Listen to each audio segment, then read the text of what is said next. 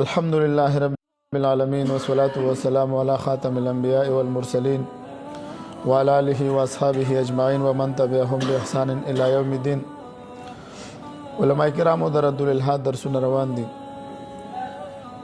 مغربي فکر او فلسفه دویم شاخ من پرون ویلو، لیبراليزم وضاحت من کړو. منګه دا ویلو چې د لیبراليزم د اصطلاح پیژندل نو مخکې دا ضروري و چې انسان اول د مغربي معاشره او د هغې د ماحول نه ځان خبر کړي او د هغې جایزه والی چې کوم وجوهاتو چې د هغې په نتیجه کې لیبراليزم پیدا شو. مرشبانو د 15مې صدۍ نه واله تر د 11مې صدۍ پورې دا چې دی دا د یورپ تاریخ زمانه ده، تر تقریبا 14مې 15مې صدۍ پورې تاریخ دور ویل کېدو. په دې زمانه کې په یورپي معاشره کې طبقاتي تقسیم شوی، مولسبانو په طبقو تقسیم شوی. د زمیندارانو ځان له یو طبقه وا، د غریبانو پکې ځان له طبقه وا، دغه شانته کې د تاجرانو پکې ځان له طبقه وا، مذهبي پکې ځان له یو طبقه وا. دا طبقات ولې شلیو؟ جهالت هم پکې عامو. طبقات په دې شلیو چې بس ته په خپله طبقه کې خوشاله، ته په خپله کې خوشاله، ته په خپله کې خوشاله. نو په دې کې کله چې بیا دې کې په طبقاتو کې دی دا طبقاتو کې تقسیم دی د پاره کې چې هر سړی په خپله معاشره کې خوشاله شي. خو دې کې مسله بیداره وه د منصبانو چې دا د دولت دا تقسیم داسې غیر منصفانه شو، ځکه دا تاجران ورځ په ورځ تاجره کېدل او غریبانان ورځ په ورځ غریبانانو وروره مزې پکې د یو څو خلکو وي، د تاجرانو پکې مزې وي، د مذهبي حلقې پکې مزې وي. نور چې بلاندې عوامو نو دوی تنګ شو، نو دوی دا بغاوت وکړو، د خپل مذهب نه بغاوت وکړو، د تاجرانو زمیندارانو د دوی نه دا بغاوت وکړو او دا د لیبراليزم دا دغه وجود ته راغی. دا مکمل وضاحت موجود دی. دغه شانته کې بیا لیبراليزم زمونږ په معاشره کې هم نقصان کوي، ځکه موږ ویلو چې د لیبراليزم دا څه ازادي غواړي. ازادي د څه نه ازادي؟ د مذهب نه ازادي، د اقدارو نه ازادي. دغه شانته کې د قدیم چې کوم زمونږ یو روایات دي، هغه روایاتونه انسان آزادول. دې سره سره دوی ګور دا د لیبراليزم د فلسفې په بنیاد باندې دا دلته چې زمونږ مسلمانانو معاشره ته دا را رسېدلې دا خبره. دا زنانه وایي که نه، ما په خپله یو زنانه انټرویو کتل، هغې ویلي دا مذهب اسلام وایي دا سړو دی، د ښځو پکې سره حق نشته، وایي ښځو له هېڅ حق نه دی ورکړی. نو دا د دې د فیمینزم فلسفې په بنیاد دا چې کوم د لیبراليزم دغه دی د دې په بنیاد باندې دوی دا خبرې کوي. نو زمونږ معاشرې ته دوی هم څه وکړو، ډېر غټ نقصان یې ورسو. د لیبراليزم دی او روشنخیالي، لیبراليزم روشنخیالي دا یو نمونه دي. نو د دې دا تحریک چا راوچت کړی مولوي صاحبانو؟ دا به تاسو پیژنئ. دا تحریک عوامو راوچت کړی. چا؟ عوامو راوچت کړی د خپل ظلم د ختمولو په معاشره کې چې کوم ظلم خو هغه نه وروسته حکومت هم شو، هغه نه وروسته پر مثال دوی له سپورټ داسې میلاو شو چې دا اوس یوه ناره وګرځېدله. او زمونږ په مسلمانانو په معاشره کې دا د حکومت په سرپرستۍ کې خورېږي. څه کېږي؟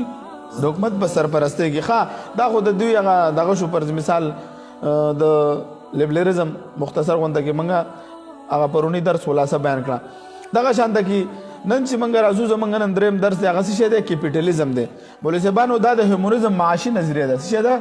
معاشي نظریه ده او دې ته سرمایه‌دارانه نظام وایي. څه شی؟ سرمایه‌دارانه نظام جوړ وایي. دغه شانته کې د دې بنیاد چا ایښی ده؟ اډم سمیت ایښی دی. د دې بنیاد چا ایښی دی؟ 1700 د دې تاریخ پیدایش څه دی؟ 1723 کې دا پیدا شوی دی او د دې بنیاد ایښی دی. نو درس نور شروع که مخکې ټول کتاب کې هر څه موجود دی. الرحمن الرحیم. دریم کیپیټالیزم د هیومنزم معاشي نظریه ده او دې ته سرمایه‌دارانه نظام وایي. د سرمایه‌دارانه نظام بنیاد اډم سمیت ایښی دی. دا یو برطانوي فلسفي او ماهر اقتصادیات فلسفي و. دلته ودرېږه مولوي صاحبانو. مولوي صاحبانو دا نن سبا په دنیا کې د معیشت دا جنګ چې دی دا په عروج باندې دی. کیپیټل معنا د سرمایه او سوشل معنا د سماج او معاشره.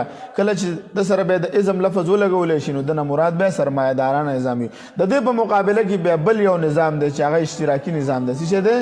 اشتراکي نظام دی. نو دا دواړه جدا جدا اصطلاحات دي. سرمایه‌داري یعنی د سرمایه‌داري مطلب دی پرایویټ ملکیتونه، نجی ملکیتونه چې ورته ویل کېږي. دا به د قومي املاک دغه شانته کې دا به د چا په دا کې وي، انډر کې وي، د انسان په انډر کې به وي. لکه یو د اشتراکیت نظام، د اشتراکیت وایي چې ستا ذاتي څه نشته، دا هر څه به د حکومت وي. د دې مقابله کې چې کوم دغه د سرمایه‌دار نظام دی دا وایي چې تا ته به نجي ملکیت حاصل وي، ته به په دې باندې قابض یې. اوس په سرمایه‌دار نظام او په اشتراکي نظام کې بعضې څه فرقونه شته دی. اول فرق پکې دا دی مولوي صاحبانو چې سرمایه‌دارانه نظام چې دی نجکاري ورکوي د عوامو د عامو انسانانو چې څومره دا څیزونه مشترک دي که نه هغه د دې نچکاری اجازه ورکړي لکه ډیم نچکاری کولای شي دغه شان ځنګلونه نچکاری کولای شي خو اشتراکیت کې دا خبره نشته لري زه مخکې زه وایم کیپیټالیزم یو داسې معاشي نظام دی چې په کوم کې تجارت او صنعت د ریاست په ځای د خپلو مالکانو په لاس کې وي. په دې نظام کې سرمایه د تاجر په لاس کې وي. سرمایه‌داران نظام کې انسان آزاد وي چې هر څه قسمه تجارت کوي د اختیار دی. که سود کوي او که بله ذریعه استعمالوي په پاکستان، هندوستان، امریکا، برطانیه، فرانس، ایټلی وغیره ملکونو کې سرمایه‌داران نظام دی. د دې خلاف شمس الحق افغاني رحمه الله مکمل کتاب د دې په اړه کې لیکلی دی. سرمایه‌داران او اشتراکي نظام کا اسلامی نظام سے موازی. مولوی صاحبانو دا مکمل علامه شمس الحق افغانی رحمت الله علیه مکمل کتاب لیکلی دی. موږ دلته اوسو دغه ذکر کوو د سرمایه‌دار نظام اثرات په ملک او قوم باندې څه پرېوځي. که کوم ملک چې سرمایه‌دارانه نظام وي د دې اثرات څه غورځېږي په قوم باندې په ملک باندې. نو اوله دا ده چې مذهب سرمایه‌دار نظام چې مذهب د نظام سیاست او د معیشت نه فارغ کړی دی. څه شی دی؟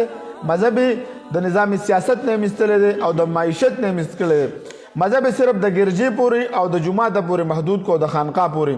دا ولې محدود کو چې دا به دلته ګوشه نشین شي د دې دپاره چې دا ناجایزه څونه نفع اندوزي کېږي چې د ده په لاره کې رکاوټ نه جوړېږي. د څه کوي سرمایه‌دار نظام مذهب یې څه کو ویستلو د سیاست نه ویستو ځکه دا خلک وایي که نه و یاره د ملا په سیاست کې څه کار دی. مطلب د دې نظریې په بنیاد باندې دا خلک دا خبرې کوي چې د ملا پکې څه کار دی. ولې پکې د ملا به دا د حرام نه بیانوي چې دا شی حرام دی دا حلال دی. نو دوی وایي بای د ملا پکې څه کار نشته بس څه چې ستا خوښ وي دا حلال دی څه چې ستا نه دي خوښ دا حرام دی. نو اوله وجه پکې دا ده چې مذهب د نظام سیاست او د معیشت نه څه کړی دی فارغ کړی دی مولوي صاحبانو.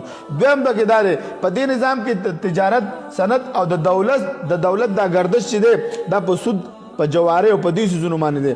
نو دا چې کله دا جواري شوله سود شو پکې نو دا دولت یو څو لاسونو ته راغو. یو څو لاسونو په لاس کې دولت دی. موږ ویلو که نه مولوي صاحبانو چې د دنیا 60% خلکو سره د دنیا څونه دولت دی 80%. تاسو ویلو مولوي صاحبانو که نه دا جایزه چې موږ اخیستې وه چې د دنیا د 60% خلک محدود دي که نه دې سره د دنیا 80% دولت دی او د دنیا 80% خلکو سره د دنیا 60% دولت دی. نو خامخا نو دا د دې سرمایه‌دارانه نظام اثر او ثمره د مولوي صاحبانو پوه شوي که نه. درېیمه وجه دا ده چې څومره غټ سرمایه‌داران دي د دوی پالیسۍ نه وي نو د دې په وجه باندې د وړو تاجرانو او د سرمایه‌دارانو په کاروبار کې ترقي نه کیږي. دوی ګوره دا بره چې کوم سرمایه‌داران ناست دي کوم سرمایه‌دار غټ مالدار خلک د دې د وجې نه دا واړه سرمایه‌دار او واړه تاجران د سره ترقي نشي کولی مولوي صاحبانو. بلاخر دې ته راشي چې دا صنعتکاران دا واړه صنعتکاران وړه کارخانې کولا وکړي وړوکې دکانداري شي دا بند کړي یا دا د غټو سرمایه‌دارانو تابع فرمان اوسېدل ټول عمر به دا د انډر لاندې اوسېږي. دا د دې هغه غلط ثمرات دي په معاشره باندې.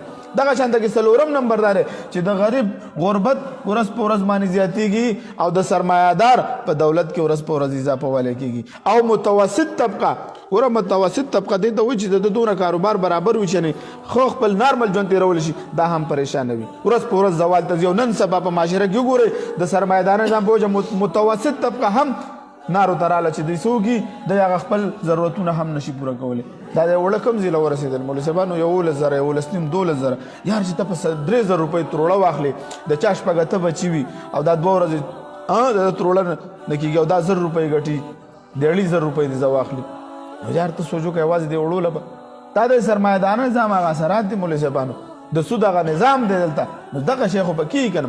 دغه شانته کې پنځمه وجه دا د مولوي صاحبانو کورني دستکاري دغه شانته کې اوابایي چې څونه پیشې دي دی ورسره ختمې شوې. د څه کړه خلک د بل ملازمت ته څه کړه محتاج کړل او خدمتونو ته محتاج شو. نو په ملازمت کې زیاتوالی راغی هر سړي سره ډیګري ده ما ته ملازمت راکړه او ما له ملازمت راکړه داسې ده که نه ده.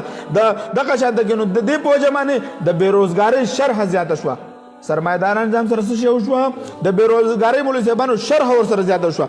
دغه شانته کې د ماشینونو ګوره هر څیز دپاره ماشینونه دي د ماشینونو د دې زیات ایجاد د وجې نن سبا د انسانانو مخکې به چې یو کار 10 کسانو که اوس یې ماشین ځان له به ځان لګوي ترې شلو نه به موږ واخلو داسې ده که نه ده. داسې نور څومره ماشینونه دي دا چې د دې د کرلو دپاره ماشینونه خپل راووتل.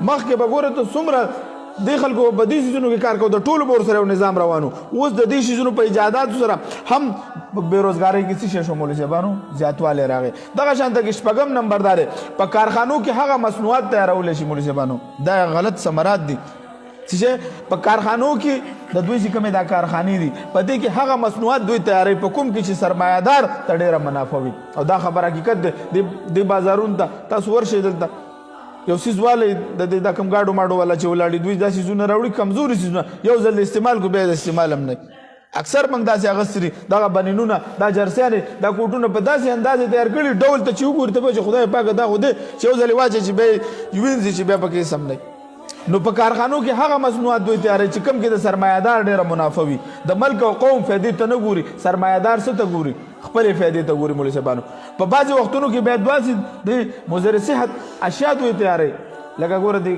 اکثر دا چپسونه میپسونه او دا شیزونه دوی داسې تیاروي چې دې کې څه شی وي د صحت د نقصان ورکوي نو دا هم د سرمایه‌دارانو نظام یو غلط دغه دی نو دا ټول داسې نور هم د دې نه زیات دي مولوي صاحبانو دا د سرمایه‌دارانو نظام غلط اثرات دي نو دا مختصر غونډه کې وضاحت شو چې کیپیټالیزم ته څه وایي دا معاشي نظریه د مولوي صاحبانو سره کیپیټالیزم چې دی دا معاشي نظریه ده او دې ته سرمایه‌دارانه نظام وایي د دې مقابله کې چې دی هغه سوشلیزم دی او کمونیزم دی او اشتراکیت دی انشاءالله دا به سبا وایو خو هم دا د خیره واخر دعوانا الحمد لله رب العالمين